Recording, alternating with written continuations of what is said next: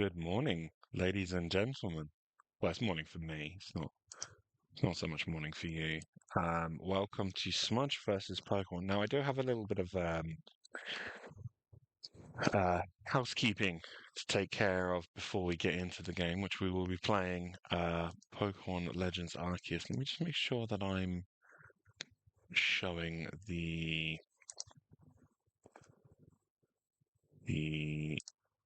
correct game here while we're here. I'm just clicking around. Log in. Oh, this professional getting sent my code. Just gonna read that out online, eh? There we go. So I'm gonna open my Twitch up. I'm gonna go to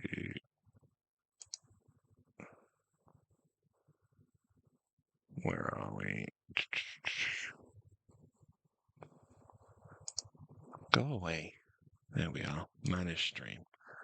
Can you tell I'm a professional? There we are. Right, we're going to rename that because that is completely wrong. Nope. Cannot spell. And we're going to change the category to Pokemon Legends Arceus. Yes, I am always going to do the correct one. So my chat is now open. So the housekeeping is quite simple. We're going to be doing a catch 'em all. And there is a grander scheme here. I've already done a bunch of catch 'em alls on Pokemon games, but I'm going to be doing this under my thing that says full decks on the end here. I will move that at some point.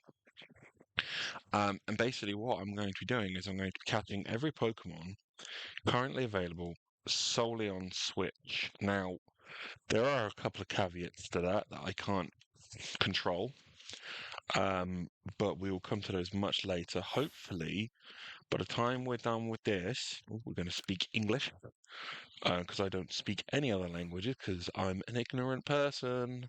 No, that's not fair. That's not fair. It's because, well, I speak a little French actually. Speak a little French. That's what we had in secondary school. Anyway, I digress. So, oh look, it's God. He's found me. Welcome to my realm, located beyond both time and space. It is well that thou art here. We're just gonna skip through all this. Don't worry, I'm not gonna do any voice acting. That would be awful. We're gonna go with the black-haired, blue-gray eye. What is thy name? My name, as always for these things, will be Smudge. It's nice and easy to, explain the name of my channel then, isn't it? Right, Smudge, yes, that's me. I nearly did that on my keyboard then. How bad is that? So yeah, like I say, we'll be doing catch 'em all of this game with a design on doing a catch 'em all across all the Switch games between now and such a point where any future Pokemon game comes out.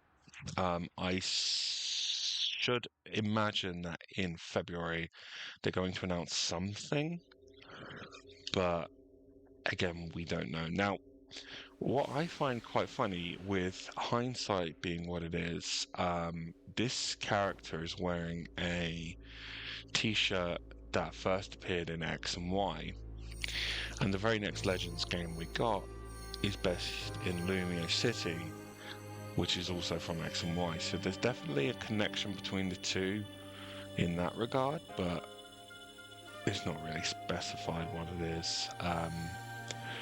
I know that there's references to this game in Legends ZA or ZA if you're a Brit like me. I love that Nintendo did a social media post where they basically made fun of that difference. So that was quite fun. But yeah, my plan is just to be live for a couple of hours today, and hopefully every day this week we'll get a stream in, and I'll try and make them a little bit longer each time. Um, and the plan will always be to try and basically just have fun with these things. But yeah, so it doesn't matter what Pokemon we pick as a starter in this game, um, and it doesn't really matter for a lot of the games really on the new system. Um, there are games we're going to have to play more than once.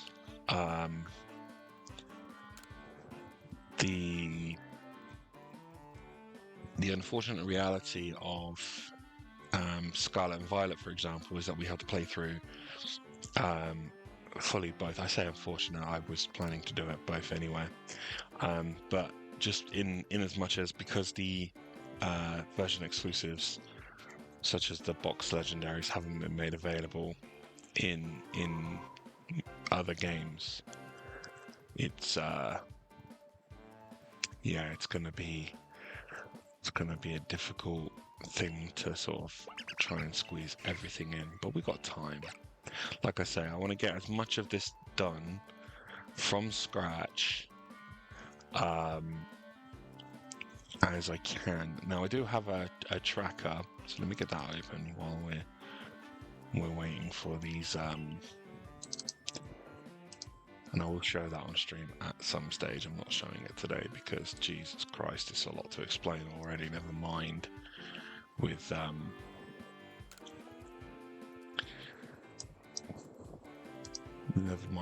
the fact that I then have to explain my approach to basically being a psychopath at this point.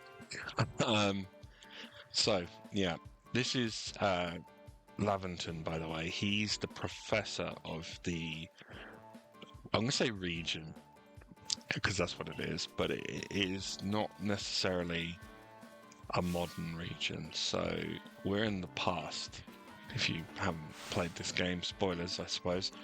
But we're in the past. We're in what is modern Sinnoh, but in this game is known as Hisui.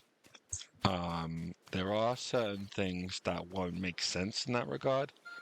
One of which is what we're coming up to now, which is the Arc phone. It is it's an Arceus phone. That's what it is. It is basically going to serve as our map, our to-do list, and it's going to give us little prompts and our mission statement: seek out all Pokemon, which is what we're planning to do anyway. And little stutter there. That was just on me. That's okay.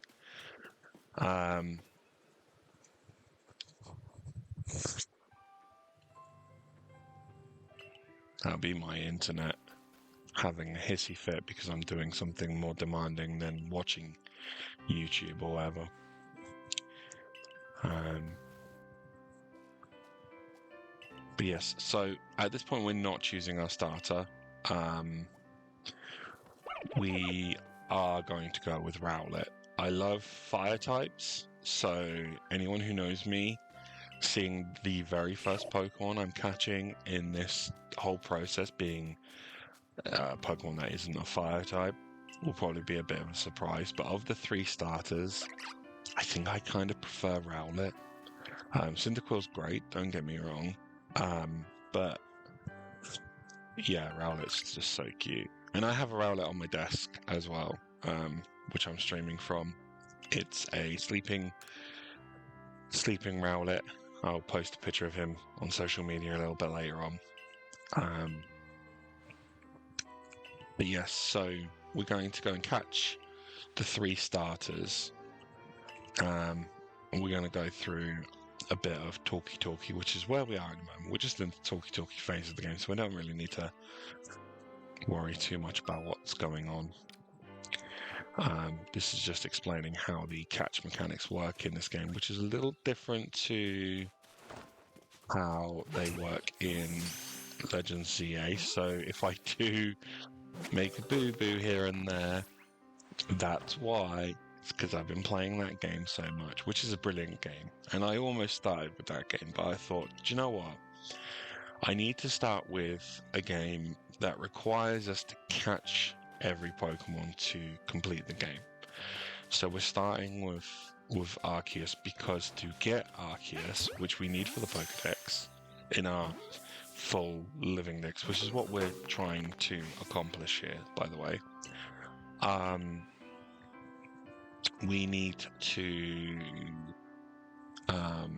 catch every Pokemon, and that's great and everything. But that does also mean that,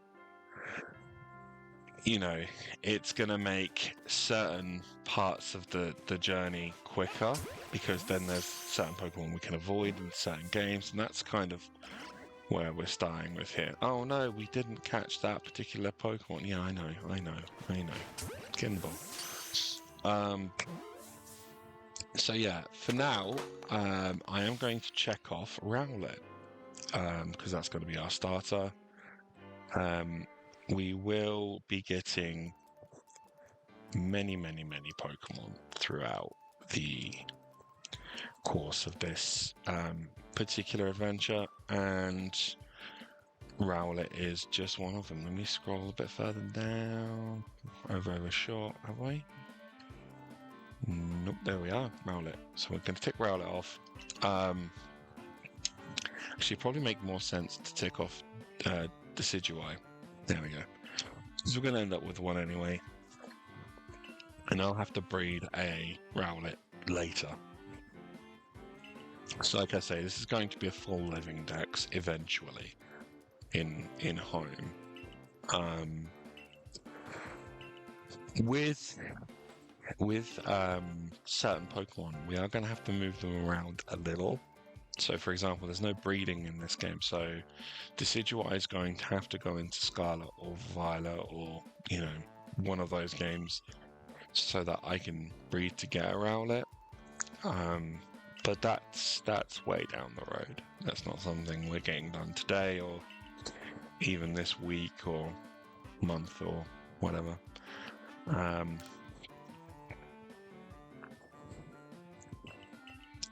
So yeah, we're basically being enrolled to help this dude, and he's going to give us somewhere to stay, and, you know, God's basically told us we have to go and seek out all Pokemon. I think as a way of sort of covering that, you know, they done goofed, and there's like pure evil in this place, which is hilarious to me.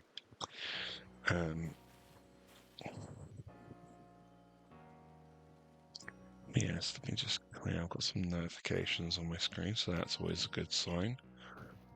But yes, this footage will be going up on YouTube, hopefully the same day that the streams happen. If you see the odd little jutter, it's just my connection, so I'll have to look at that for later on. But yeah, this will be going up on YouTube, hopefully the same day. It depends on how long it takes to recompile it for YouTube. And I'll also be doing screenshots and stuff as we go, which I'll post on social media. In fact, let's grab one now. This is us arriving into the village. There we go. They'll capture on memory. I'll go up on social media a little bit later on.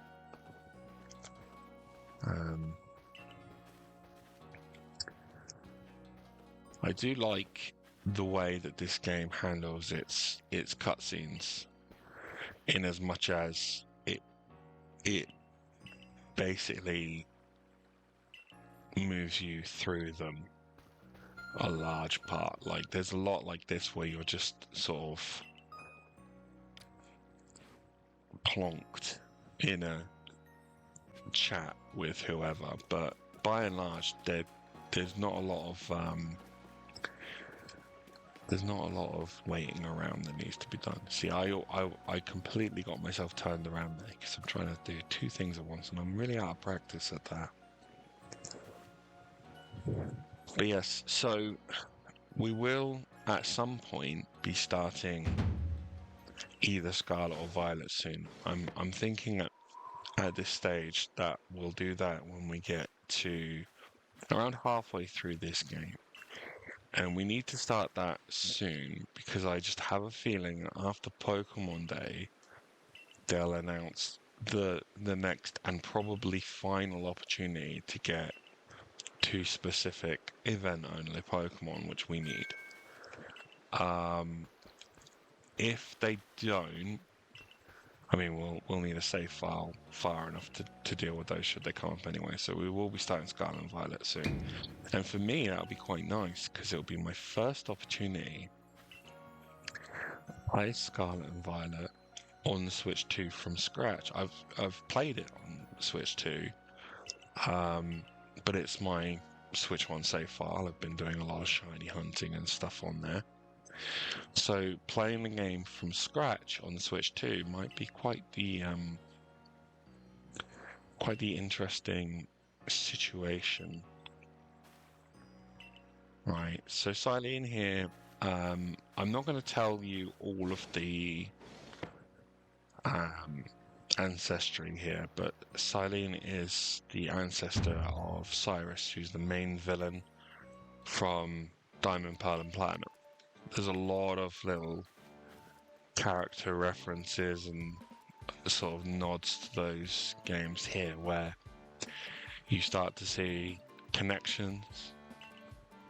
There are also new characters after this game that are based on ancestry of characters from this game. And we'll cover those as and when we come to them, but for now, the main thing is that we are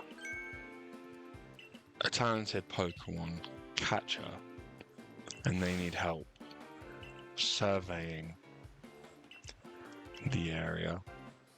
We're having Potato Mochi, which the exact same asset, by the way, is in ZA. Which we'll see, I'll point it out at that point as well. But that was really nice to see. When I first saw that, I actually did get a little sentimental. I was like, oh man, I miss Arceus. That was such a good game. But yes, we will be...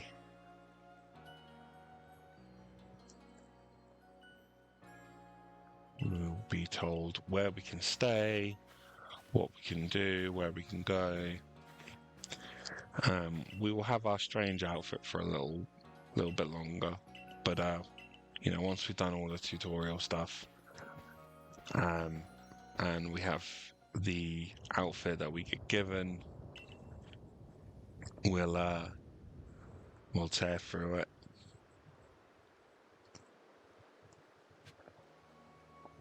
Right. So we're gonna go stay in our room.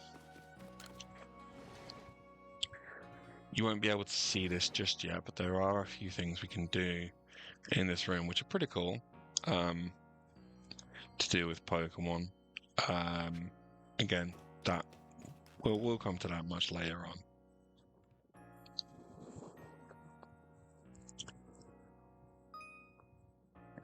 This is telling you how to save and all this kind of stuff. By and large, we'll be saving quite regularly. There is an autosave on this game, which we'll just be leaving on now. I don't think there was ever an issue with it. I know there was an issue with the autosave on... I want to say Sword and Shield. It was one of them. There was, when it first launched, an issue with the autosave. That storm, by the way, that's a big plot point. We'll come to that. Um, the next day.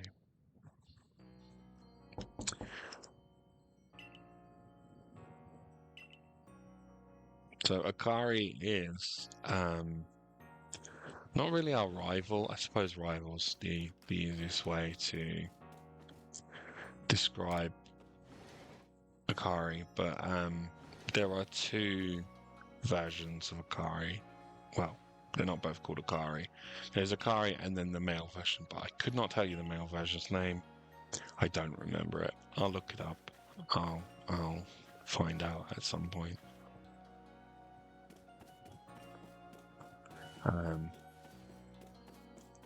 But yeah, as with a lot of modern games, there's one character who is swapped out with another based on the character you pick. I think that started with Gen 6, you know. They didn't do it in Gen 7. But yeah, Gen 6 then 8 onwards have done it. No, there's not one in Gen 9 either, actually saying that. Ah, interesting. Maybe even numbered ones? Who knows? Yeah, we're basically being given our instructions to go to this particular area now to go and catch some Pokemon, which is why we're here.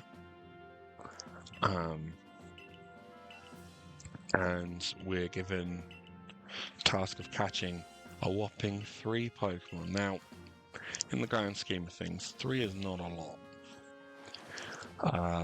But the way this game presents it is a huge challenge that nobody's been able to catch 3 Pokemon, and oh my goodness, you know, what a frightening prospect that is. But yes, we will be catching 3 Pokemon. And Laventon's going to give us a start. We are going to pick Rowlet. It's going to be a Decidueye eventually. So that's brought our counter up to 1. I should have the counter on the screen. I will have a counter on the screen for next time. I'll have it just under my little logo in the top right. It will be a live update counter. So that'll be cool.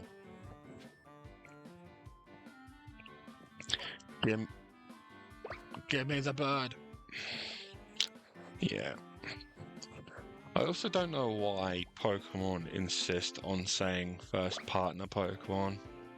I get that they're trying to move away from the word starter in the community, but everyone in the community calls them starter Pokemon.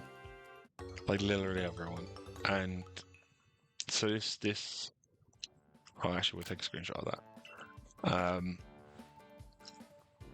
The insistence on it being a first partner Pokemon by the Pokemon company is kind of weird to me, but do you know what? It's their thing, and I'm not going to tell them what to do with it. It's just an odd thing for them to sort of die on that particular hill kind of thing. Right. So he's going to give us a bunch of Pokeballs. We'll be able to go and catch our first 3 Pokemon. Now, I'm going to tell you guys a little story about this game.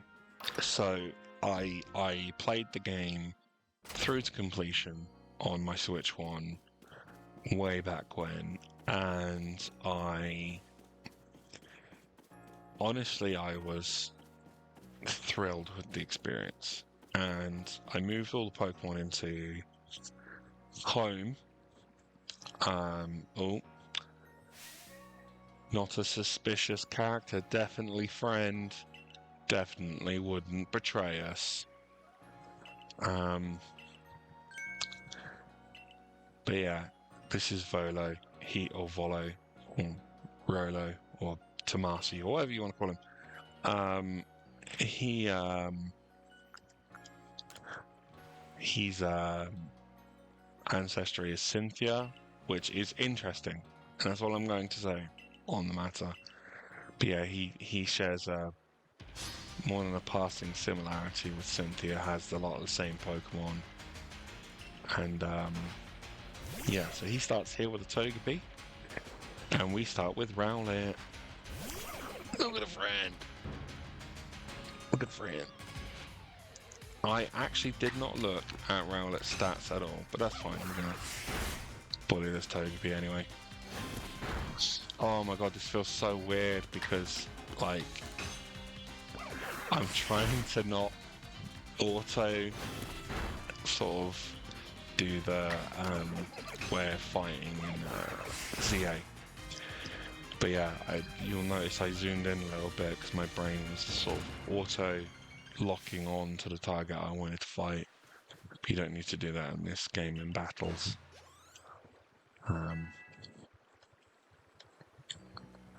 So that's fun.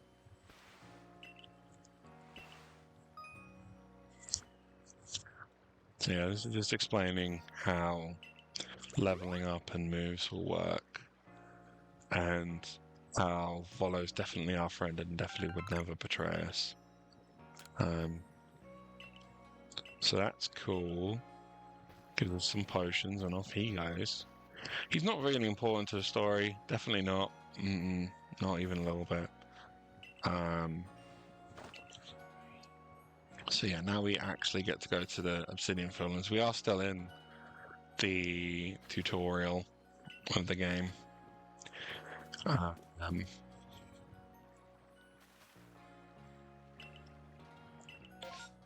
So this is the overworld map. This will fill out a little bit more as we go, but you can see the area we get to go in is this one here. Any time you go from one map to another, the location you need to be going to is highlighted with that circle when there's a mission there anyway, and that'll sort of help you prevent you from getting lost. So she's going to teach us the different things about Pokemon.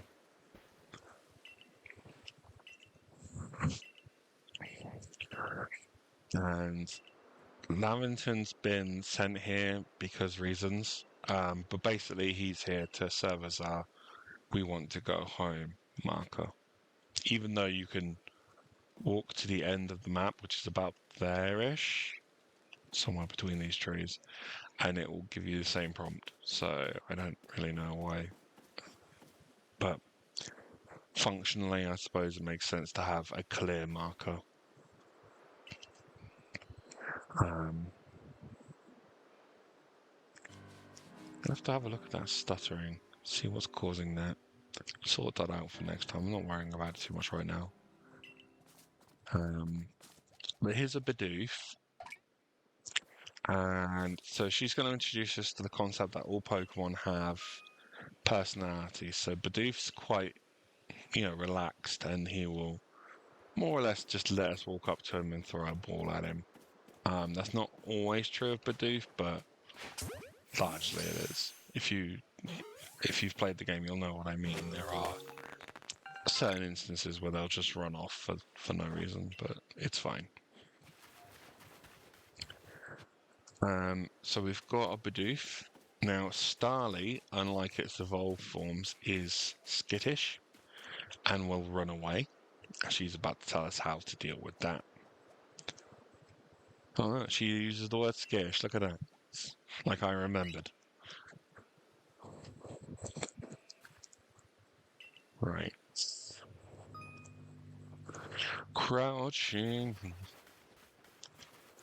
We're doing a lot of crouching in this game. I say that for free. There we go. I was actually pressing the thumbstick. How bad is that? It's literally just on me. Boom.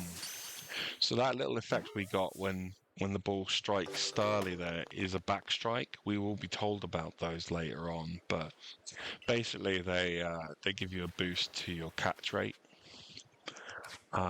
We will also be taking the opportunity. Oh, she tells us. She tells us. She tells us. She tells us. So she tells you how to switch between Pokemon, and then you can send Pokemon out to collect items. Now, The game will only tell you about the trees and I think rocks, but you can do it with any item that you want your Pokemon to pick up. So if you see like, I can't see anything here, but there are sometimes like berries or stuff that you can pick up off the floor,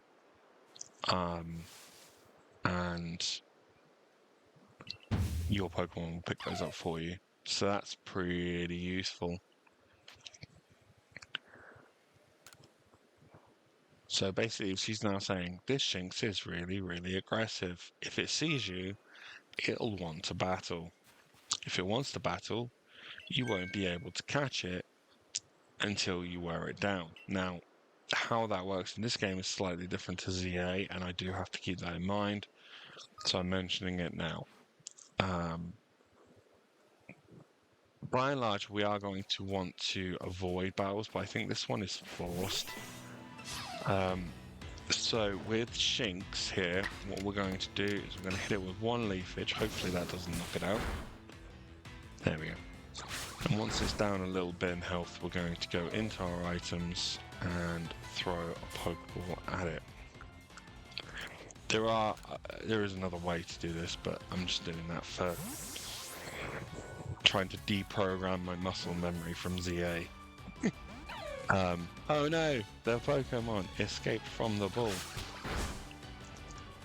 Do you know what? I can probably hit it with a Gust because it's not very effective. Yeah, that'll be fine. Alright, so we go left, no, see straight away. We press X, and then we select the Pokeball. Yep. Oh my god. My muscle memory is going to mess with me so much. There we go. So we have now got Shinx and Bidoof. I'm going to leave them as... Oh, and Starly as well. As they are for now, because we'll be catching so many, they can just stay as caught. So at the moment, again, I will have to add this to our display. Our dex count is at 4, which is quite nice. And we will be doing dex count by the game that we're in initially, and then once we get down to the last couple of games, we'll have just a dex count total. There are a couple of games I'm kind of curious about how they're going to go, but that's by the by. So we pass our... What's name? He takes a photograph of us, which will take about 400 years to develop. I do wonder if that photo exists somewhere, like canonically. You're never going to see it, obviously, but if there is a photo somewhere someone has of this random kid in a Kalos t-shirt, which kind of creates a bootstrap paradox, by the way. And there are a few of those in this game.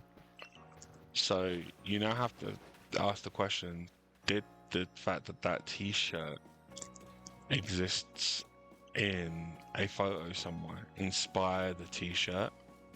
Or do you see what I mean? Like, because the chances are somebody's seen that photo and gone, oh, that's quite a nice design, I'll steal that.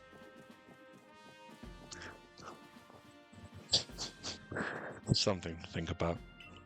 Or time travel paradoxes for you.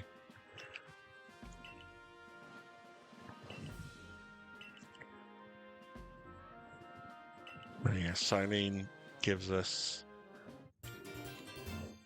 uniform, tells us to go get changed.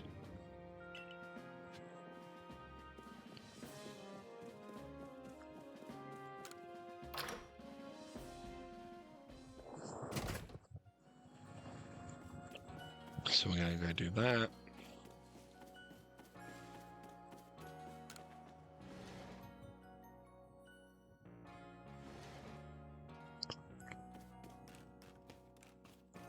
inside this mirror here. Now, as we play the game more, we will unlock more stuff, and that's cool and everything. Jesus, you can tell I am fresh out of practice on this game. Sandals. There we go. Finish changing. Yes.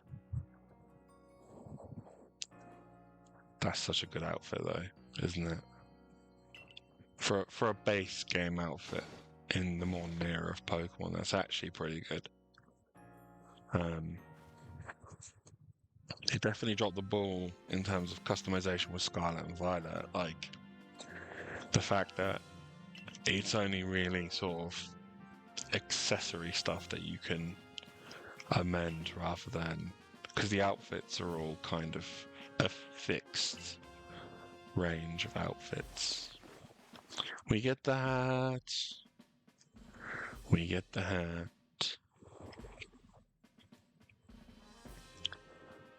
So yeah. So now we get to meet the commander, who kind of I'm not going to spoil that actually. But he's a gruff fellow. He doesn't trust us. He's also going to beat us up in a moment. Bearing in mind we're actually 15 in this game, so it is still assaulting a minor. Our age is confirmed, by the way, which I thought was really cool. So yeah, in this game our character is 15.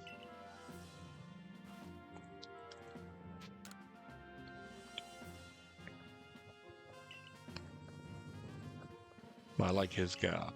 Pretty cool.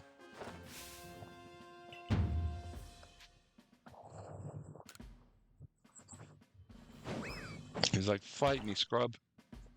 And then just beats me up.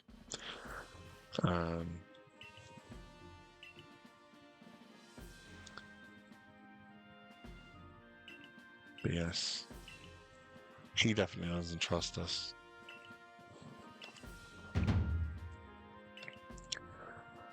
And he's basically telling you that Pokemon are dangerous and to be careful and to do as we're told.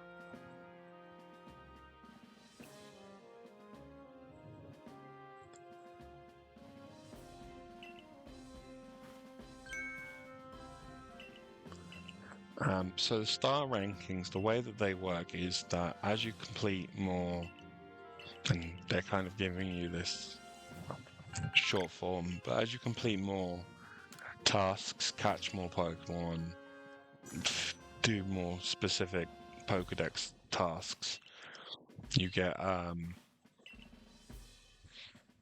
points, and those points turn into new stars, and it basically serves in place of badges and stuff. So if you were doing a Professor Oak challenge of this game, you are now at the very basic level of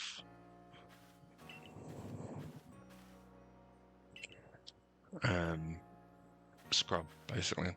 She's going to be somebody we go and speak to a little bit. Throughout the course of the game, she lets us purchase and change our getup, which is cool. I'm going to be taught a little bit about crafting. Now, crafting is quite important in this game. It is a shame that there's less crafting in other games, but it is what it is. I mean, it fits the theme of this game, to be honest, but here we are. But yeah, workbenches is where you would craft stuff. We're just going to craft 20 Pokeballs. We're going to need as many as we can get. And that's that. Cool.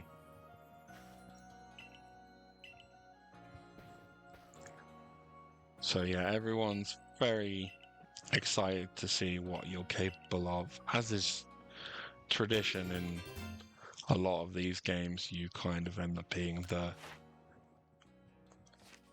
main character. As you are, in fact, the main character. So the research tasks will range from everything from catching a Pokemon to seeing the Pokemon use certain kinds of moves all the time. Now, we'll be catching every Pokemon in the game. We will not be completing all of the tasks because some of them are obscene. Um, this guy wants a we'll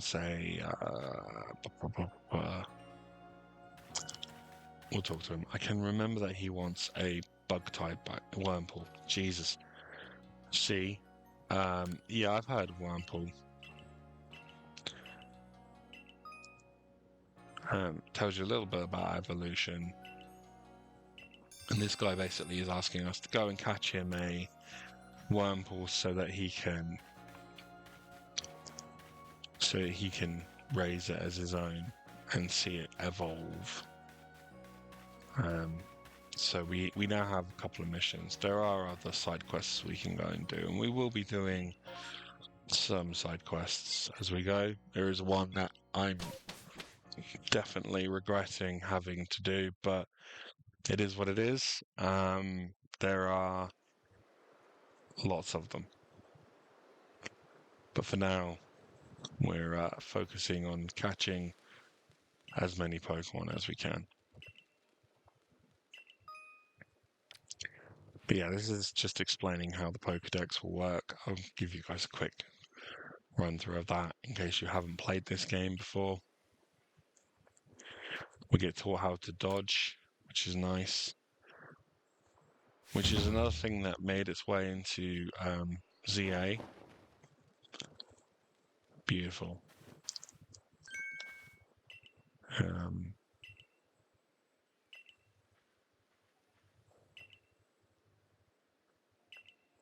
But yeah,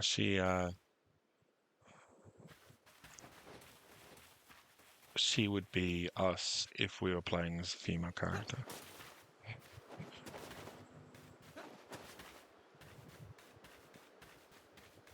So she's going to give us a few pointers here. And this is basically what we're going to do anyway.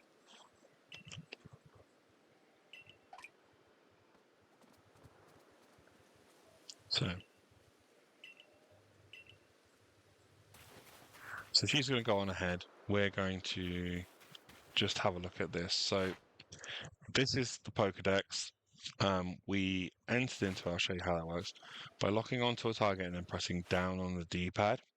Takes you into the Pokedex, but specifically for that Pokemon. So we've caught one, we caught a heavy one, so the one that we did catch was a chunky one. And then you have other different criteria. So where it says number of different forms you've attained, that'll be male and female. Number you have evolved, obviously we haven't evolved Bidoof yet. And there is a investigated the Bidoof that bothered the village task on here. That'll be a side quest.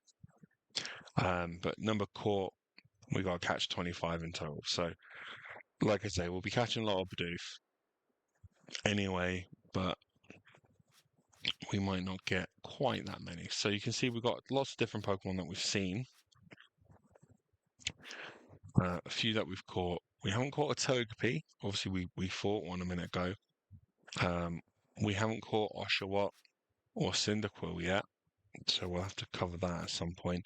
But we have caught one Rowlet and seen it use Leafage one time.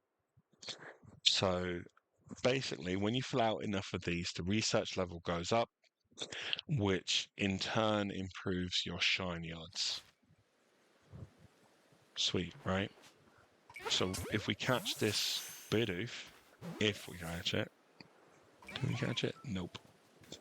Oh dear, Bidoof in the ball. There we go, back strike. So that improves our catch rate. So that catches, and then you get a little update in the top left-hand corner. We caught 2 heavy specimens, and we got an update on the number we caught. So when we go into our Pokedex, we go to Bidoof, number of heavy specimens is 2, number caught is 2, but our next marker is 3. So, got some work to do in that regard, but that's fine. Do our little roly-poly of doom on the way down.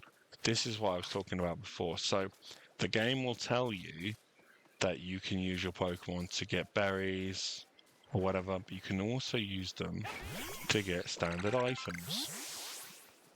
So when you're farming friendship, which picking up items gives you, that's a really good thing to keep in mind. Right.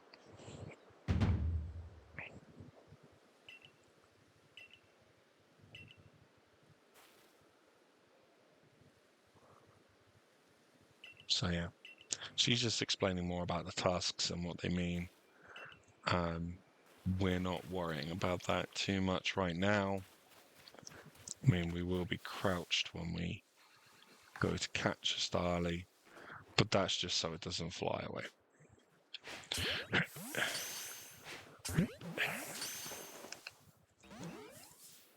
Okay, so I'll catch that one. That's fine. Okay. Your Pokemon get XP as you catch Pokemon or commit walk roams through battle. That's fine. That's pretty standard.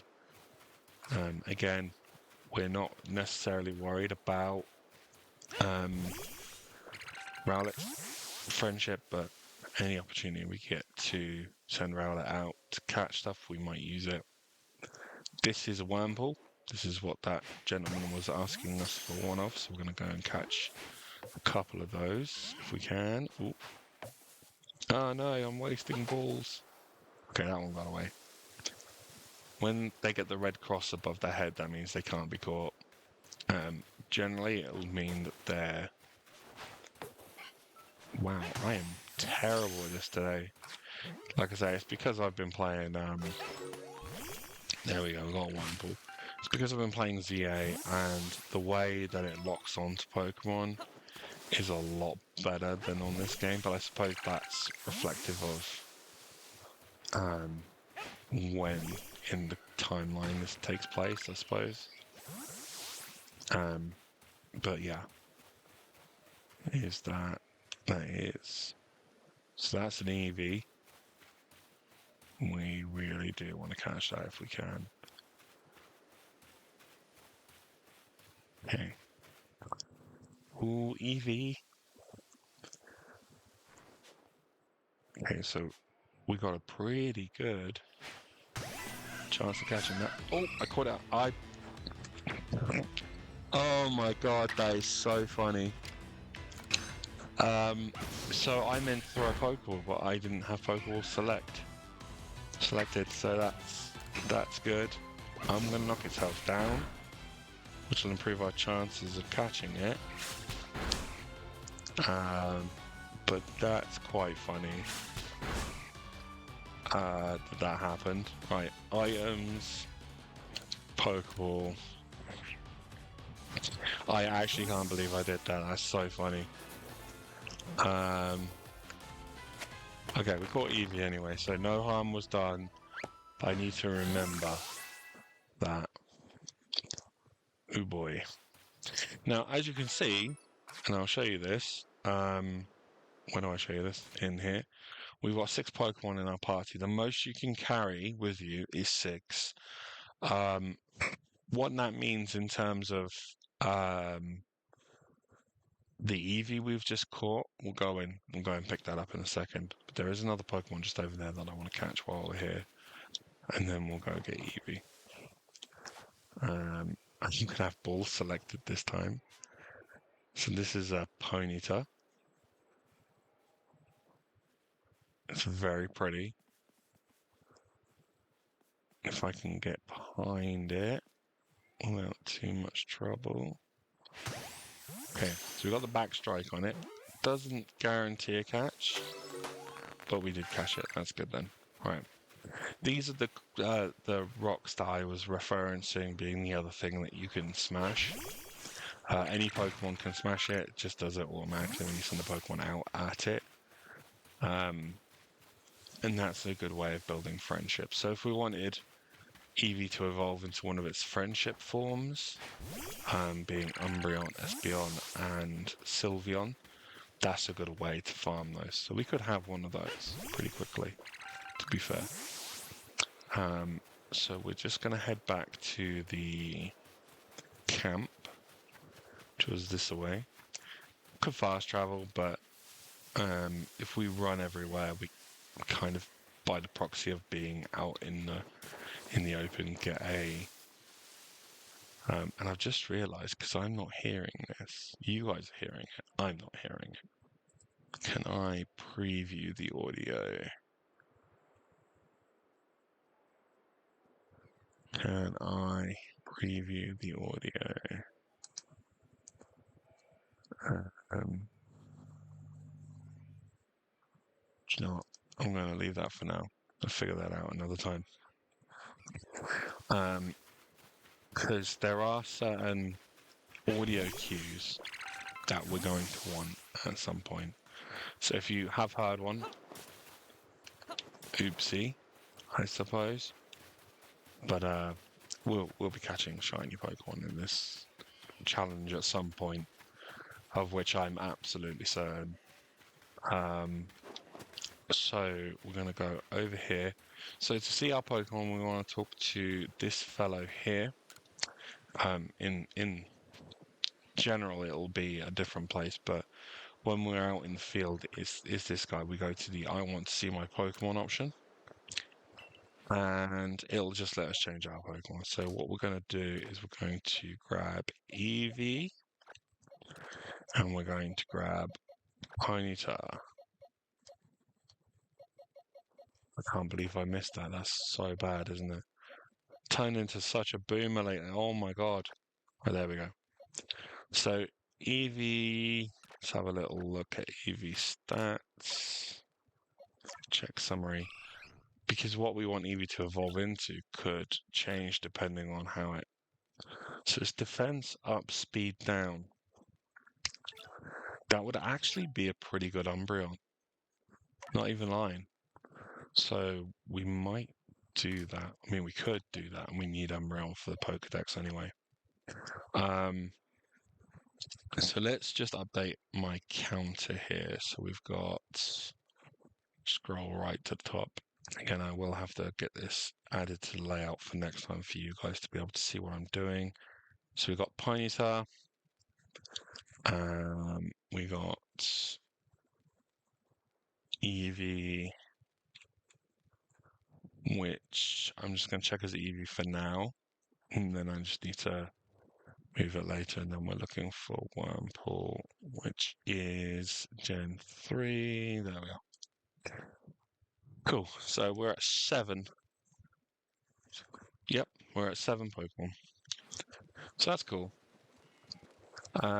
So yeah, with Eevee, we're going to just do a few friendship tasks, because just the idea of having, are we locked to daytime? We're locked to daytime, so we're not going to worry about evolving it yet. So I just need to remember that. But we're going to get enough friendship points to have Eevee ready to evolve. The good thing about this game and Legends ZA is that Pokemon don't evolve of their own volition, which I actually think is a really nice change. I kind of hope they keep that as a permanent feature, because mashing B to prevent an evolution is kind of a nuisance, but what can you do? Alright, so we're just farming a bunch of these friendship experience things. Catch you.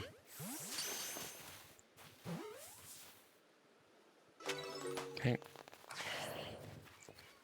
So we now have one that we can gift to the quest giver if we wanted to. We're not going to at this moment, but there's another Bidoof. We don't need that.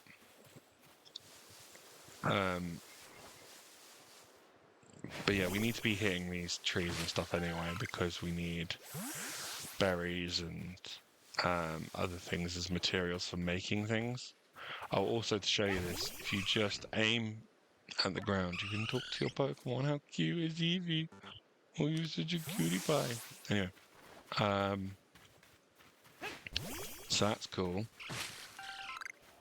And yeah, so we need them for crafting materials, for things like Pokeballs, potions, better. Oh, okay. So we're going to explain what this is. No, wrong button. I just honestly, there we go. Right, so this is a Pokemon called Rapidash, and it's actually bigger than the average Rapidash. We can't catch it. It's too high level for us right now. But this is an alpha Pokemon. You can tell because of its red glowing eyes. Now, I'm not going to get too far into what alphas are and what they represent in the game because we will be covering that. But there are fixed spawns of alphas, and this is one of them. And if it sees us, it'll absolutely maul us to death. So I just wanted to show it, but we are going to run away. Yep, we're not dealing with that.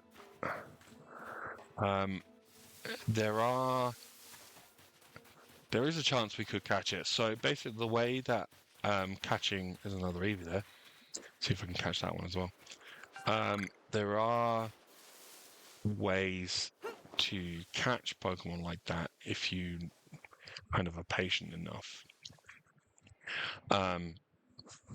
But the way that Pokemon Obedience works in this game, and I nearly did the same thing, and in later games, is that it's not necessarily about catching the Pokemon and it immediately listening to you. Another Eevee, look at that.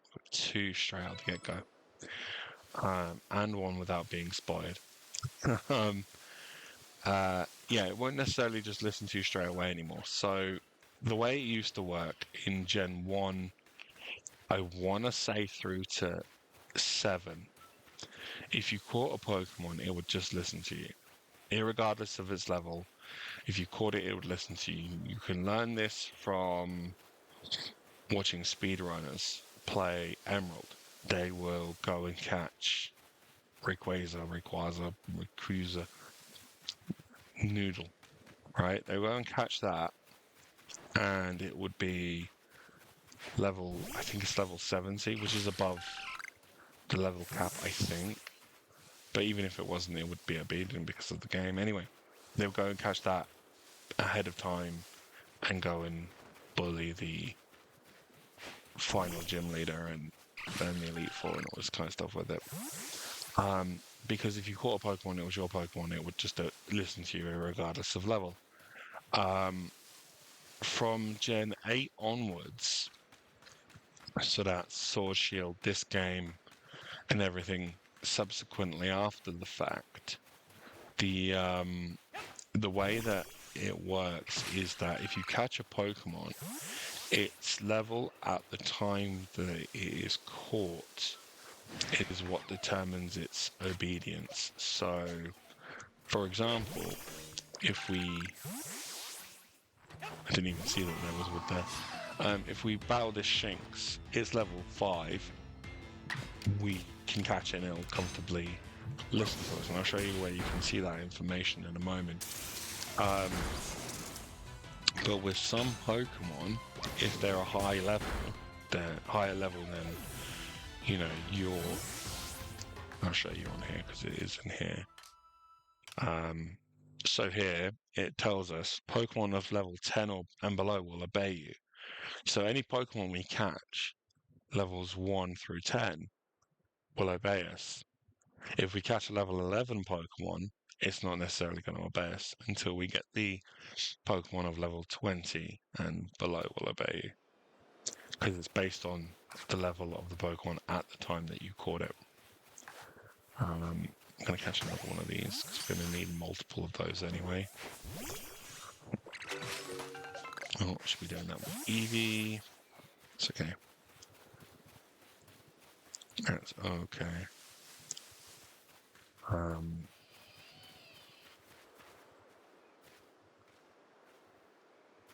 So we'll get Eevee to do a few more of these. There is a... I don't know if we can get Eevee up there, but we'll try. There is an iron chunk up there somewhere. Hey, look at that.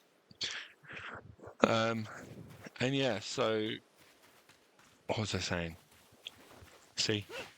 I need to have a script to stick to. But yeah, the Pokemon levels. So if we caught a Pokemon at level 11, it wouldn't listen to us. So if we went to go and fight that Rapidash, I think it's like level 40. So not only would it not listen to us now, even if we updated our obedience check, the stat I just showed you guys, if we caught it now and our obedience check went up to level 20, it's still not going to listen to us. So for a very long time, that particular Pokemon would not be obedient. And there's not really an awful lot to do with that other than update the obedience thing by getting more levels on our Pokedex star level thing. And actually, I'll show you how we can do that because we can do that now. Caught another Pidoof. So every time you check off a level, you get a bit more. You get a few more points towards what we're about to upgrade for the first time. So we talked to Lavington, and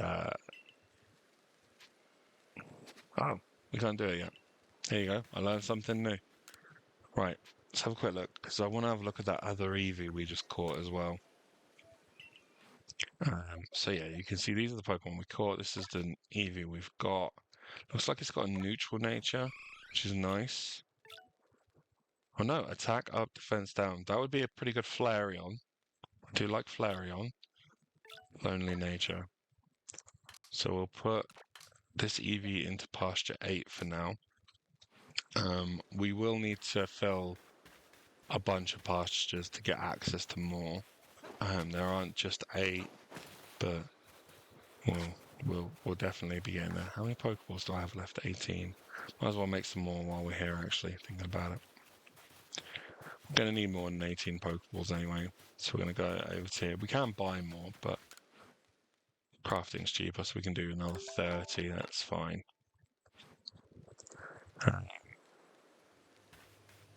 Can you tell B's running a different game?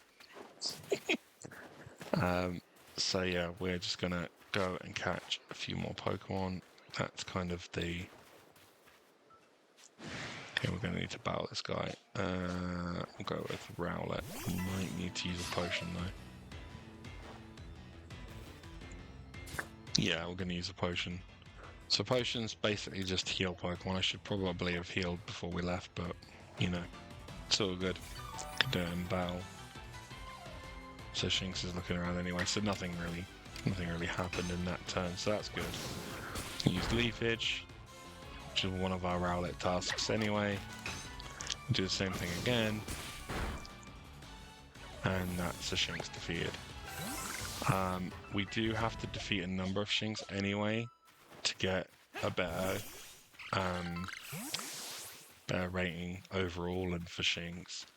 And the more of that we can do now, the easier it'll be in the long haul anyway to advance through the game. Grab some more Tumblestone with Eevee. Once Eevee's ready to evolve, I'll get other Pokemon to do this this particular task.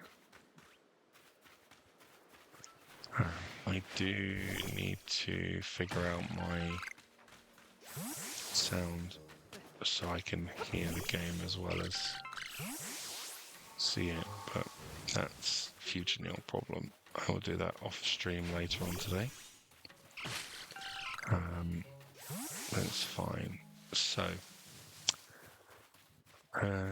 Is there anything around here we need to catch? No, not really. Or Bidoof. Or Bidoof. Are you Bidoof or Bidoof? What do we reckon? I reckon they are friend.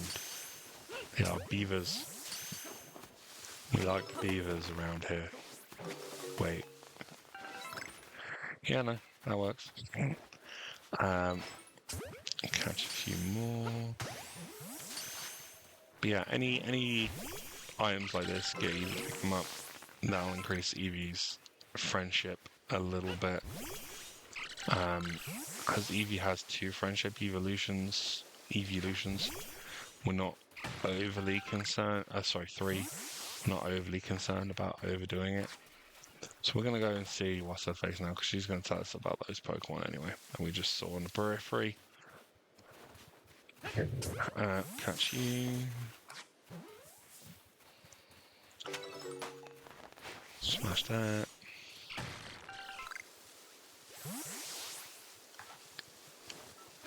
Catch you. Grab that. You can see the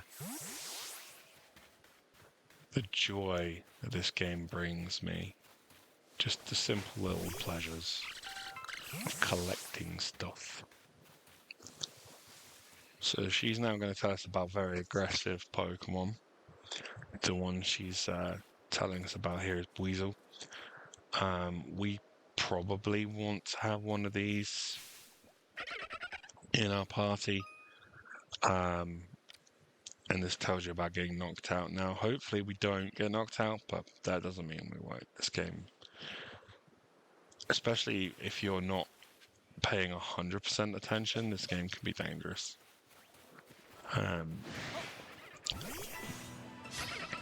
So, yeah, this is Weasel. He's fast. He's got a good attack, and she's gonna survive this. Yes. Wow. Alright, items. Pokeball. Even though it's quicker to do it the other way that I did it earlier, that's the way I always do the Pokeballs in battle. I think it's just that sort of monkey brain thing that I have where I can't move past how it used to be in the previous games.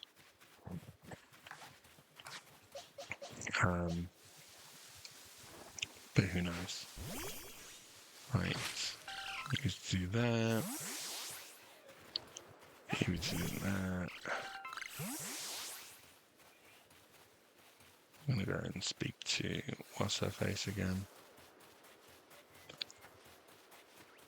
Is she at the camp? She is not. Oh, is this where they tell you about the berries? Probably is, right? See what she wants.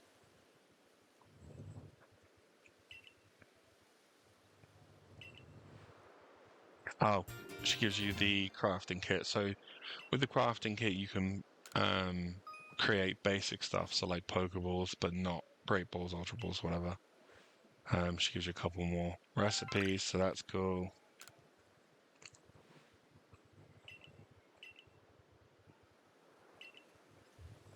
She just explains that she's going to help you with that. Now she tells us we can go and report that. So now we can go and report to the professor. So we'll go and do that. And that'll give us... Hello, Lugia Master. How are you doing? We are just about to report to Professor Lavington with our findings so far. So that's pretty cool. Oh, wrong button. See, I have... yeah, I'm doing good. Thank you for asking. I am struggling with the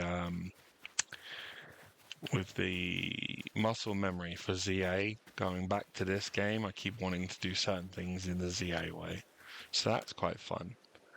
But yeah, we're doing okay. We're just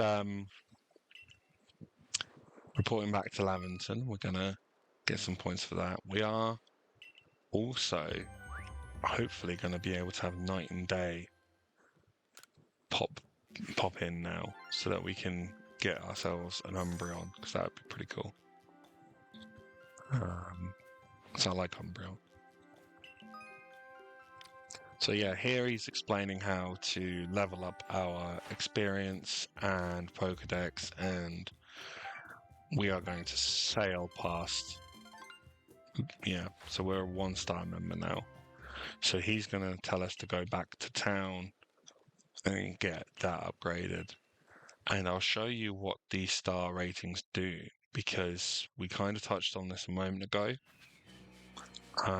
So in the menu at the moment, we have 0-star, level 10 or below will obey us once we caught them. Leveling up our star will improve that particular metric for us, so that's cool.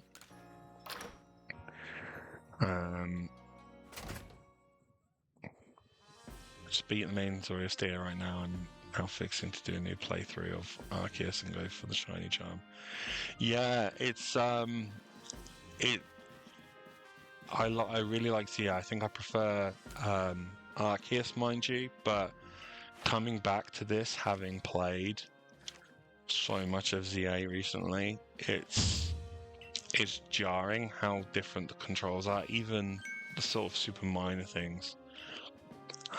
So we get our little star rank. If you were doing a Professor Oak of this is basically the first badge, by the way. I know a lot of people do challenges like that. We're not doing that. We are going to catch them all, but we're not overly worrying about that right now, or doing it to a specific challenge, because there's already quite a lot of information to get through.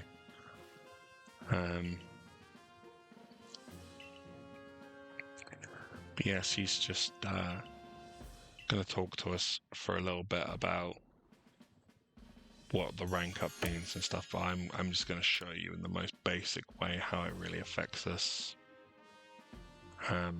After this cutscene, we get another round of potato mochi, which if you've beaten ZA, you'll know this asset is in the game. There it is, right in the middle of the table. That plate of mochi. So warm and fuzzy the first time I saw that in game, in the ZA game. It was pretty cool. So he's introducing us now to the two clans, which is the Diamond and Pearl clan.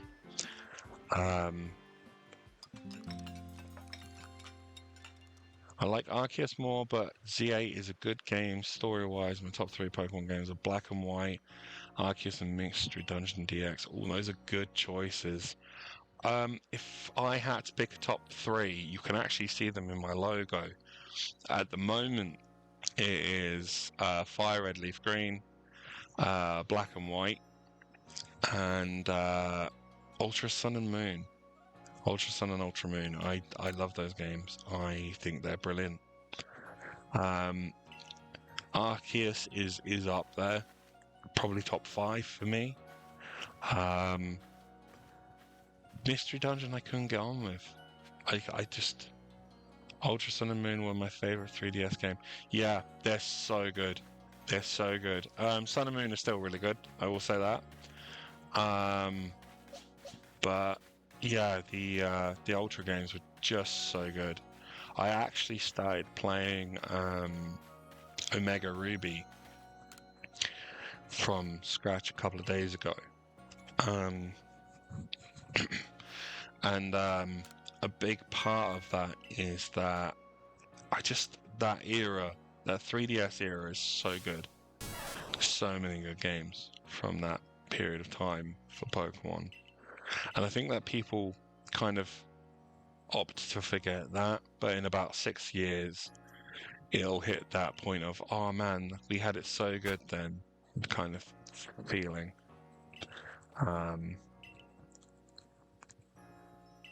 But yeah, the 3DS games were great. They also give you a lot of choice. in terms of Pokemon you can use. The Ultra Sun and Ultra Moon especially. Very good games, very much a good mana choice. I found my first battle on this, by the way, earlier, to be quite jarring because it's such a different system from CA. Because it's still turn-based. It's just you've got that sort of, you can free roam a little in the battle. So yeah, anyway, we beat up her Pikachu. There are very few actual battles in this game. Like most of the battling in this game is optional. But even then, there's like hardly any actual battling. And then it has one of the hardest battles in Pokemon history right towards the end of the game, which is wild. This is the type matchup chart. We are not paying any attention to that because I know it. No, I've never looked at it. I think if you play a Pokemon game, you're gonna know roughly what your type matchups are. This is Zizu. I think she's supposed to be a descendant of someone, but I honestly couldn't tell you who. I think 3DS games were amazing, but when Arceus came out, it was the first game. 100% it was the closest to get a full shiny dex. Wow. Honestly, that's some effort. My first playthrough of this, I did everything to level 10 and quite a lot to perfect. But yeah, there were a few that I was like, that is quite the grind. Yeah. Oh, Flint. Fire Gen 4 Elite 4 Descendant. Flint is his name, isn't it? Yep, that makes sense. I couldn't think what his name was, but yeah, as soon as you said that, I was like, Flint. Yeah, I can see that. But yeah, I think I got as close to 100% as you can without 100%ing the game. I don't intend to do that this time. So basically, the plan is to catch every Pokemon on the Switch, in effect, and we would then build a full living dex using just Switch games. Now, there is a bit of a misnomer there because it's actually impossible to catch them all on just the Switch because there are Pokemon, believe it or not, that are still not available on the Switch. I think, without giving too much away, I already have in mind my way around that, and it is just expanding to include 2 other games. Victini is one of them. Victini is 100% one of them. That is really cool that you know that. I have a spreadsheet, and it is pretty accurate. I've been working on it for several years now, across the board, of all the different gens, games, what Pokemon is and isn't available, all this kind of stuff. And yeah, it really surprised me. Victini is just not available in any game ever. It was an event only in Black 2, White 2, I want to say, and has maybe been in Pokemon Go, but I'm not using Pokemon Go. Is Magearna available in Sword Shield? I don't want to spoil anything too much, but Magearna is not only available in the Switch era of games, it's quite straightforward to get, but not Sword Shield. I think I can say that comfortably. I think you can get one from home as well. You get the Pokeball one from home, but that's there's quite the loops to jump through to get that. Um, but yeah, not Sword Shield. Sword Shield will be a lot of this challenge just because it covers so much ground. If I'm including forms, we have to catch 2 Pokemon in Let's Go if I'm doing all the forms as well, which I think I will do. But we also have to do Let's Go anyway because to get the gift Mew in BDSP, you need a save file from Let's Go. So the more you know. Need to battle. Ooh, I don't really want to use Eevee here, but I will see. What level are we? 10. No, I'm switching straight out to Rowlet. But yeah, I want to catch them all on Switch hardware if I can. And I'm kind of hoping because this is going to take me beyond February, right? So I hate that it's got that. What we're going to do is we're going to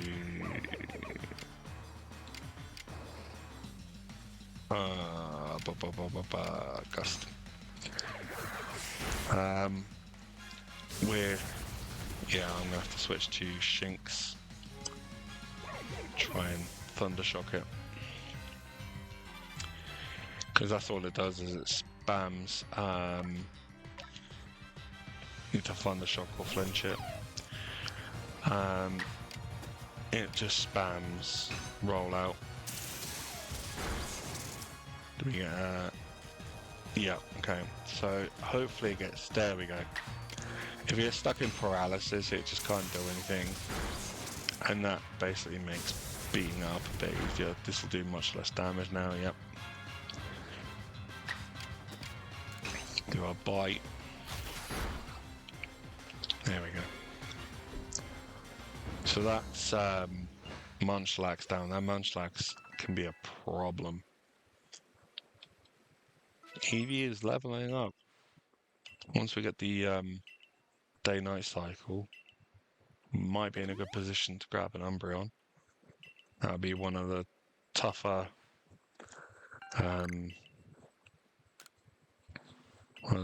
evolutions dealt with.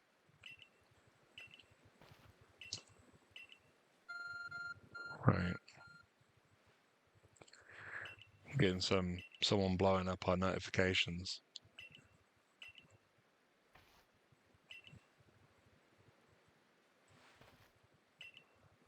So I think what we'll do is we'll go up to Deer Track Heights.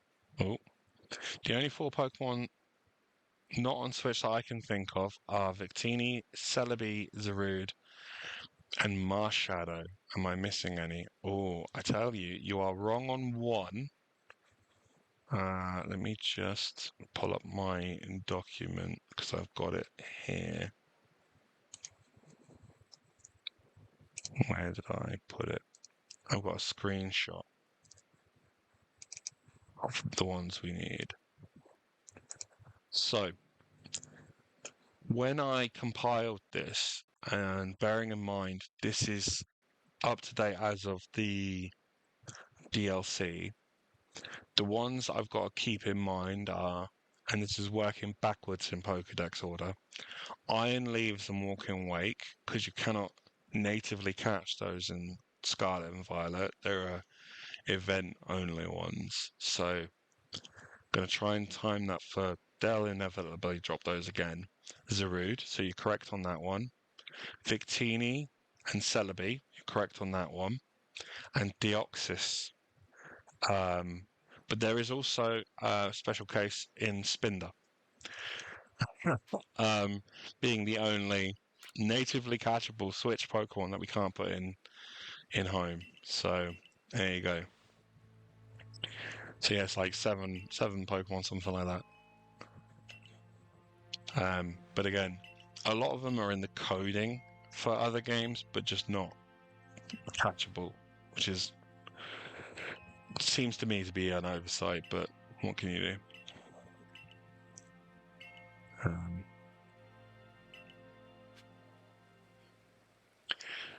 No, Mars Shadow is in the again.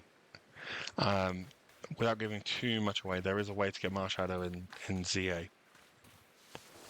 Um, and actually, that one caught me off guard. I did not know it was in the game. So there we go. Hopefully catch that. Yep, there we go. So we've got Cricketot.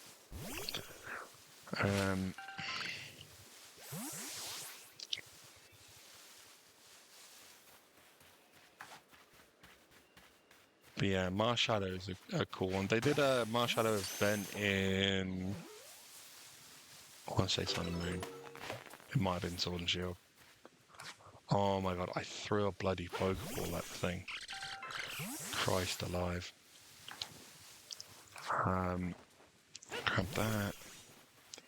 But yeah, we are just spamming Eevee's friendship at the minute. No, I'm not close enough to grab that just yet.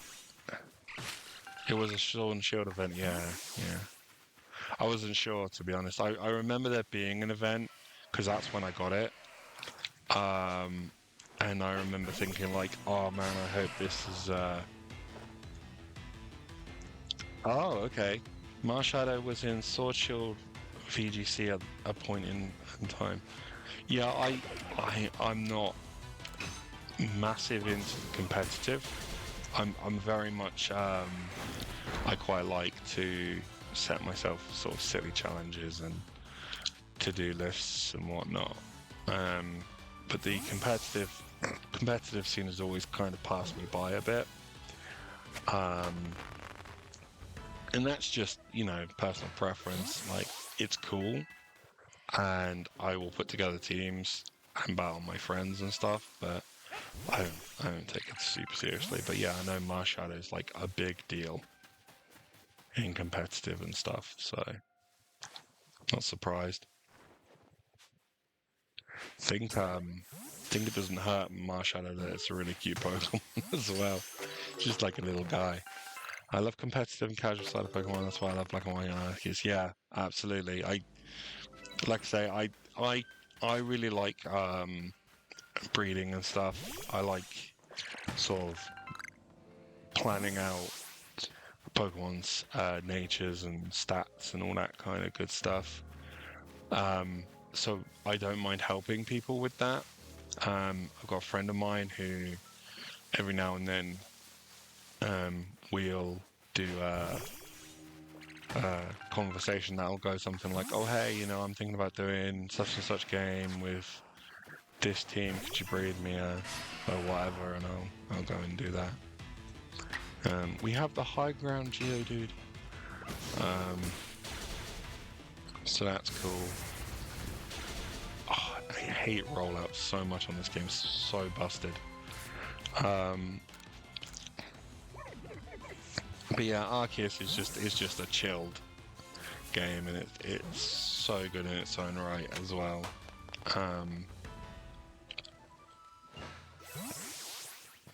So we get that.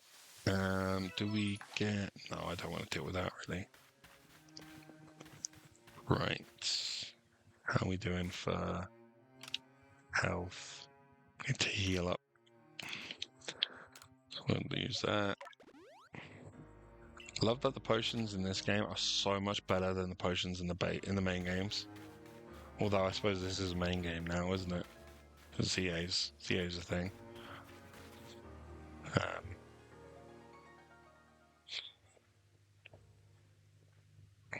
So yeah. She's now going to tell us about Alpha Pokemon. Which we did see the Alpha Rapidash earlier. Because unlike in ZA, the alphas are not locked to this event. It's just that there's only certain ones that will spawn at that point. Rapidash being one of them. I think Snorlax um, spawns at that point, but we didn't go that far across, so it's fine. Does the meme sound?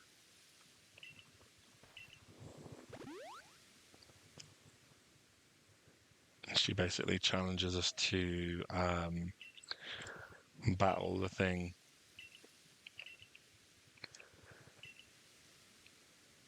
Yep.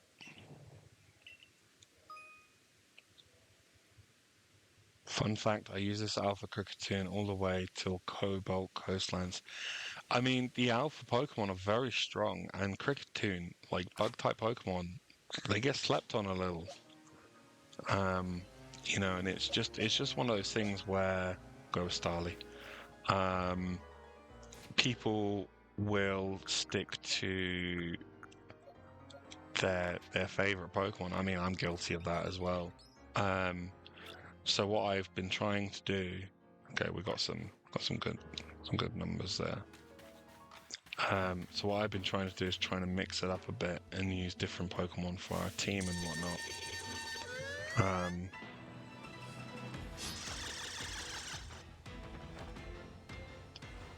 Let's get that across. Right. So yeah, you see the little logo next to their Christ alive, that thing hits hard. The little logo next to their name, that red marker, that shows you that they're alpha. The first time I played this, I didn't actually know you could catch this Pokemon. I actually just knocked it out. I will be trying to catch it this time. Yeah, I didn't actually know. It wasn't until a few weeks after the game came out that I actually found out you could even catch this. Oh, nope. It's no good. Oh, sorry, Bidoof can tank that. I need to get back into the habit of doing it this way. Hold on. Right. Yes, there we go. I always forget that you can do it that way. Now just go into my items like a good little monkey-brained boy.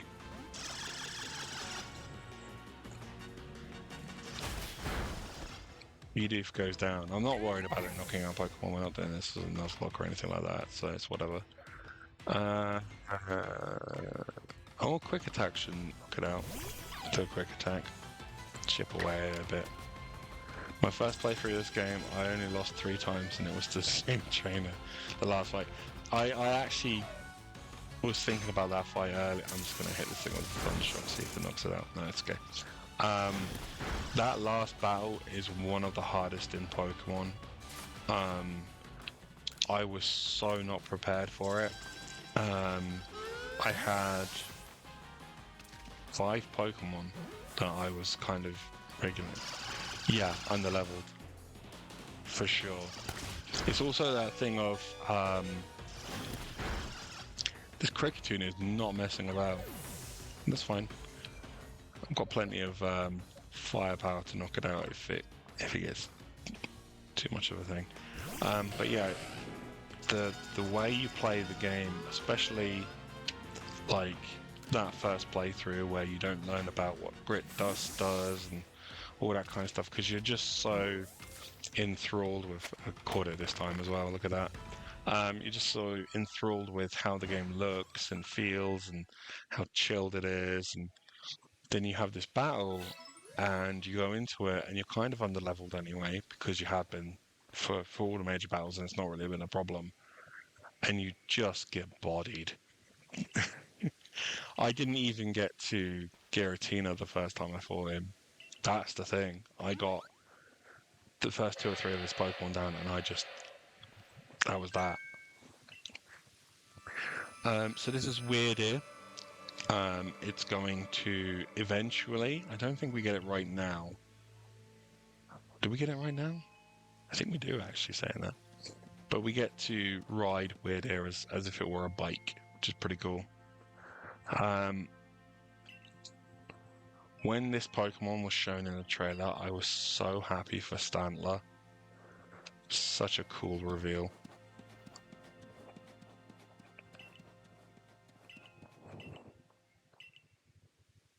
Yeah, we don't get it yet. And I wasn't sure, to be honest, but there we are.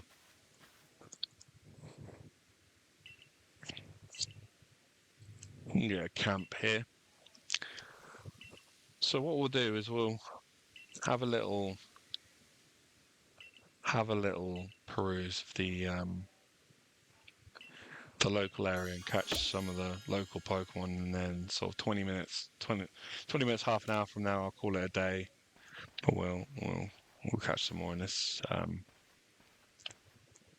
area. I got to the second form the first time, then second time I got crit twice. Third time I missed.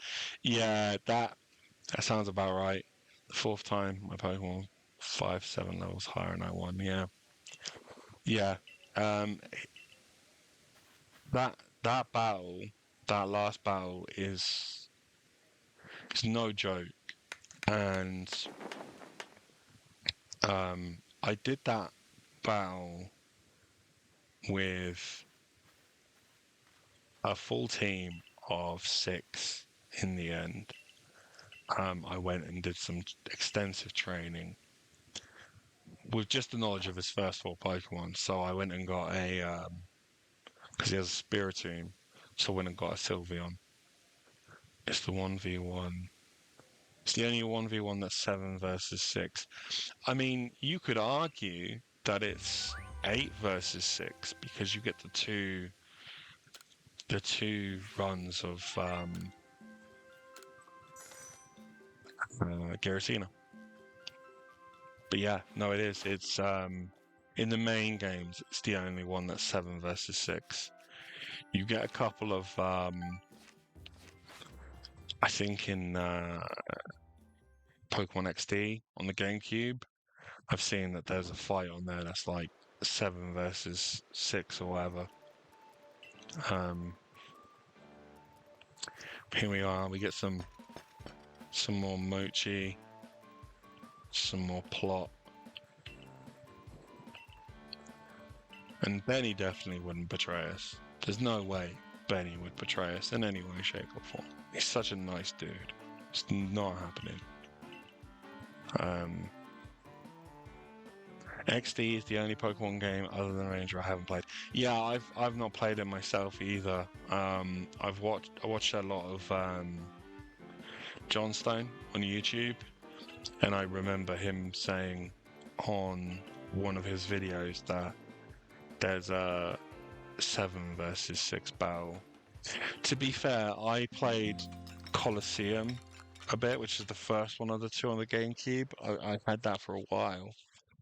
I didn't think a lot of it. It's not, I don't think it's one of those things where it's a good game. I just think because it's a Pokemon game and it's a bit rarer, its price is absurd for the minute. It's like 230 odd quid or whatever it is. Absolutely mental for a pre-owned GameCube game of all things.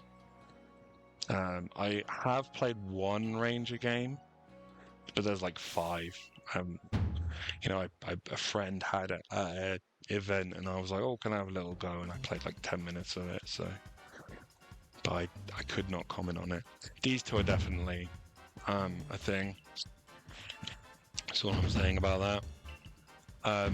It's also this character, not Iridia, Adamant, has an ancestor in Scarlet and Violet's DLC.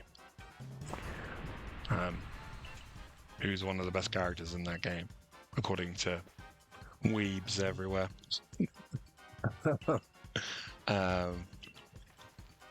So yeah, we're about to learn a little bit about the clan tension, which is definitely not other tension being misplaced by those 2.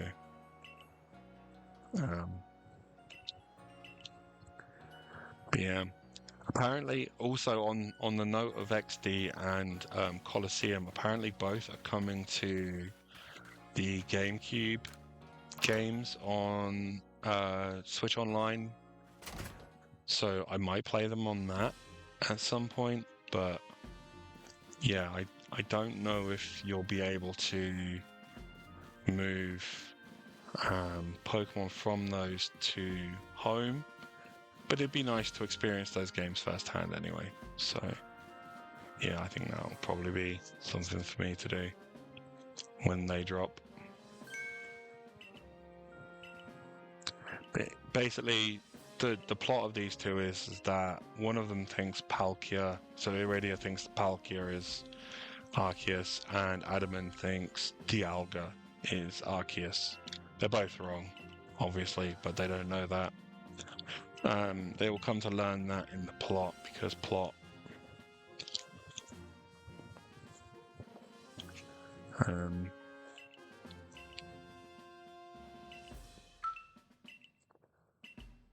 But yeah,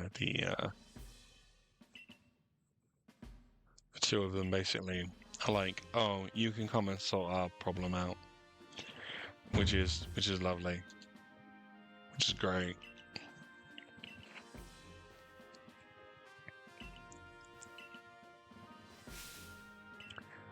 Right.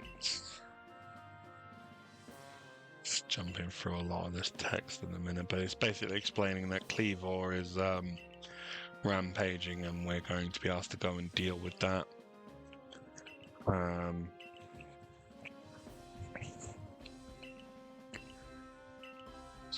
The way the boss fights work on this game is kind of similar to how they would go on to work in Legend ZA. However, the focus is more on battling the actual Pokemon in ZA than it is here, where you're just kind of throwing food at them. So yeah, pretty funny. We also get to see one of my favorite dragon type Pokemon soon, so I'm quite happy about that. If you know, you know, obviously, but you'll get to see shortly enough anyway. And let's get run down here. Go and speak to.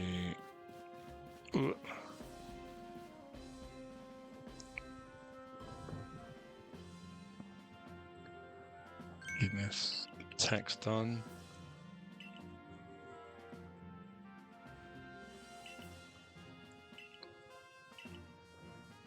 But yeah, he's saying you're not going to be able to catch it, which is fine. We'll get Cleavor later anyway.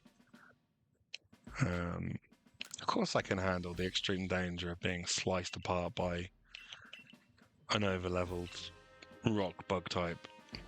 What could possibly go wrong?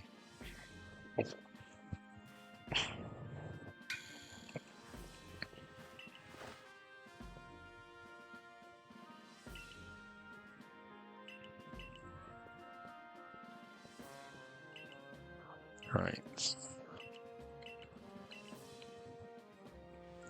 Quell the frenzy, he says.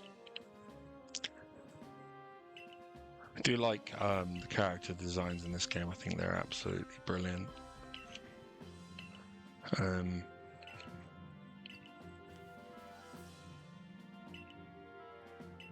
So like the commitment to the washed out watercolor sort of art style that many of the places have in this game.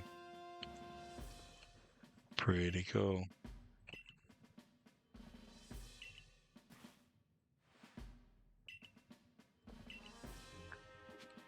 Okay, so she's just mentioned the pastures. We'll go and have a look at that.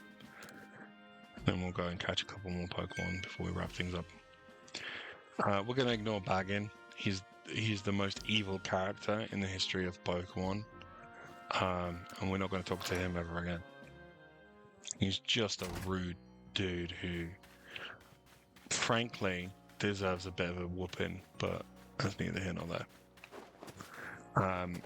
So we have limited bag space, and bagging allows us to increase it ever increasingly expensively, I might add, But for now, we're just going to dump everything in our storage because we don't really need half of it. Cobalt Coastlands is my favorite Pokemon location ever, next to Area Zero. Do you know what? The Coastlands is great. We're not going to get there now, or even today, but I will say this. It has my favorite Hisuian form in it, and the first time I went there, I was like, yeah, this is a top tier Pokemon game. So we have, I want Weasel in the team, so we're going to put Weasel in instead of Bidoof. And I think that's pretty much a well-rounded team. So we would have fire, water, fire, grass, water, electric, flying, and then dark. That's dark. Area Zero is a great area, by the way, as well. I didn't sort of touch on that, but I think in terms of favorite, Judder. It was a Judder. I need to look at why that's doing that. It's only like the third time it's done it this stream, so it's like whatever. But oh, it's Volo, my good friend, who definitely wouldn't betray me in any way, shape, or form. He's telling us about backstrikes. We already know about this, and he's definitely not planning to betray us in any way, shape, or form. Definitely not. But my favorite location. Oh, that's a tricky one. In this game, I'm going to agree with you. 100% it's the coastlands. So good. Especially that active volcano area. That's so cool. In Scarlet and Violet, I'm going to say the terrarium. I really like the terrarium. I think they've done a really, really good job with that DLC. Overall, Crown Tundra is maybe up there. But you know, I'm a sucker for the aesthetic of Gen 5. I think the art style, the 2.5D, whatever you want to call it, it's just so good. But yeah, oh, we can fast travel. I'm gonna fast travel because I should have gone to Deer Track Heights anyway. But yeah, the aesthetic of Gen 5 just lives rent free in my head. And any opportunity I get to play that game, I will absolutely play it. I will probably. So initially, my plan was to have lined up the Pokemon I need to catch and just do like a little clip of these are the Pokemon I've had to bring in, and so on and so forth at some point. But the concept of not playing. Oh, it happened again. That's the first time in like an hour, and then it happens twice in 10 minutes. The concept of not playing Black 2 and White 2 on a stream when I have the opportunity to play those games doesn't sit right with me. So I might at some point try and figure that out. I don't currently have a modified DS though, so that's kind of the big problem there. Right. Just having a look around here because I'm just trying to remember what rare Pokemon there are in this area. I know that you can get Pikachu around here somewhere. I remember that. Couple of Cricketot, sorry. Geodude. More Geodude. Yeah, Geodude's like really, really common in this area, which is nice. It's a good Pokemon. Deserves its time in the sun. Maybe gets a little too much disdain for its for its appearances in Gen 1. Or if we can catch one of those, that would be good. Here's another alpha. An Alpha Staraptor would actually be pretty broken, wouldn't it? Can we even catch this? There's no way we can catch that, right?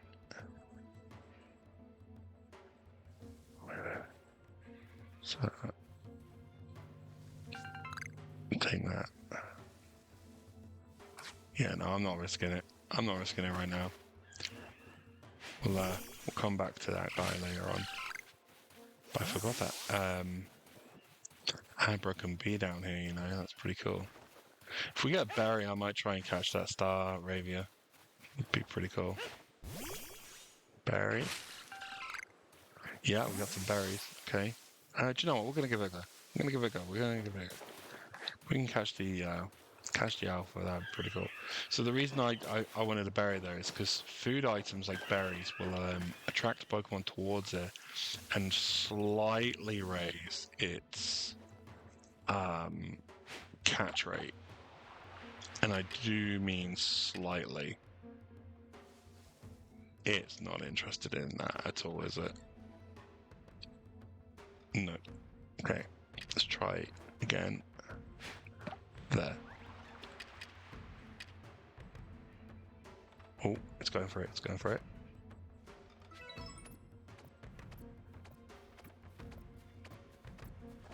Yeah, no, we cannot even run. Yeah, we cannot even try and catch that. That was so aggressive that it was just like, nope. Ah, missed it. Wait.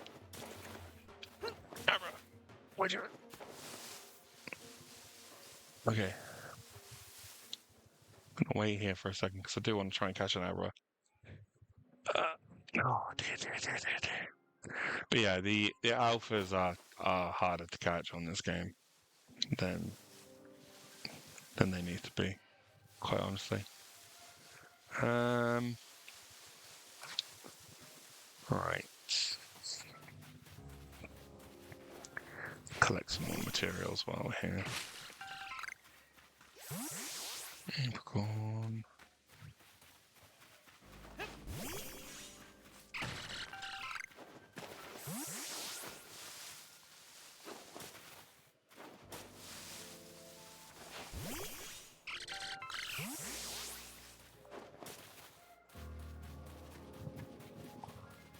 Let's get some more items. I'm really surprised that Eevee hasn't actually already had the prompt that it can evolve. It seems to have taken a little longer. Maybe there's a range of friendship it has. Who knows? I'm supposing there's probably somebody out there who does actually know the answer as to why that is. But that person is not me. I tell you that for free. Pop. Some more berries. Grab that tree while we're here.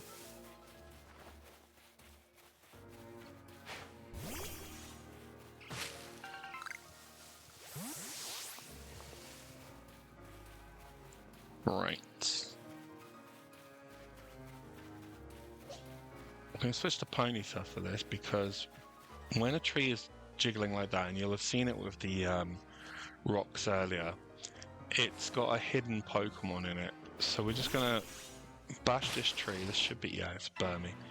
So this is a Pokemon we haven't caught yet. It's actually a level 10, which is pretty good. Just nuke it, okay. But anyway, we've seen one. And yeah, so there are certain Pokemon that will only jump out when a tree or rock is interacted with. The tree spawns are the rarer ones. The ones who come out from rocks tend to be available elsewhere, but wow, Geodude survived that. Fair play. We have got to knock a bunch of different Pokemon out, so every now and then we're just gonna go and beat some Pokemon up.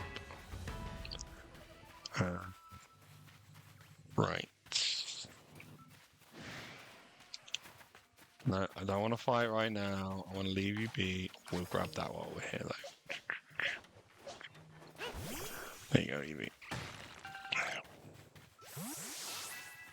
Cool. So we got the Eevee to level 12.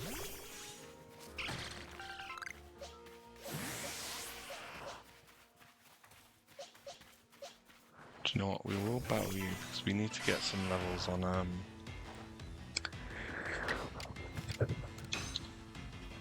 Weasel.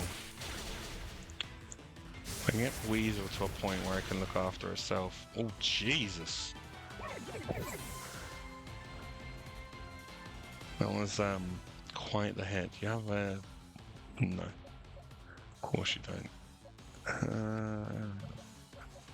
Do you know what? We're going to make do. See how you get on. Quick attack. Okay, knocked it out. Fine. I can't believe how hard that Geodude just hit. That's crazy. Alright. Can we get... So we can rest now. Can we rest till evening? That's the question. Till nightfall. Yeah, can. So we have day and night. Drum roll. Yeah. Alright, cool. So I think what we need to do, because my voice is getting a little tired, this is my first stream in well over a year. I think what we'll do next time is we'll look at basically having as balanced a team as possible. I think we're pretty good for a team, to be fair. Let's put you there. He's asleep. Silly sausage. There you go. You can go there. Weasel. That. And we will... Can't remember how to do the camera on here. It's left right, isn't it? Yeah. There's our squad.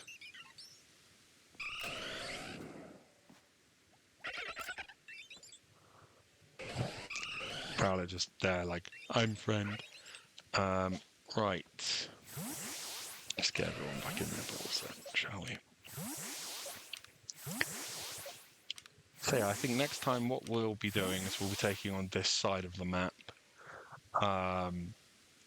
And we'll look at basically getting our team up in levels, evolving our EV. We are kind of planning for this EV to be a Umbreon, because its nature boosts its defense, which in Umbreon would be really good. It doesn't have any fairy moves, which is good. But yeah, I think that'll do us for today. Thank you for joining me. Thank you for partaking in conversation, and I will be back tomorrow around 10:30, so slightly later, around 10:30 tomorrow, and we'll continue our quest to catch them all, both in this game and on Nintendo Switch. Don't do anything I wouldn't do, is the only thing I'm going to say. And try and have some fun. Bye.